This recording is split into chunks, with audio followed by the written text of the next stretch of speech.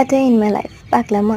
இன்றைக்கி அம்மாவோட இன்ஸ்டிடியூட்க்கு தான் கிளம்பிகிட்ருக்கோம். கிளம்புறதுக்கு முன்னாடி அருங்கம்புல் ஜூஸ் தான் குடித்தேன்.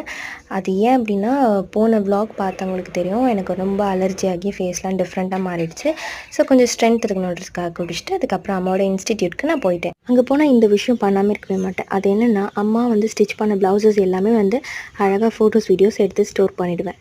ஏன்னா அன்றைக்கி அம்மாவோட ஸ்டூடெண்ட்டுக்கு செமி பட்டியல் எப்படி ஸ்டிச் பண்ணுறதுன்னு சொல்லி கொடுத்துட்ருந்தாங்க. நானும் ஃபோட்டோஸ்லாம் எடுத்து முடிச்சுட்டு லன்ச் டைம் ஆயிடுச்சு, அதனால் லன்ச் சாப்பிட போயிட்டேன்.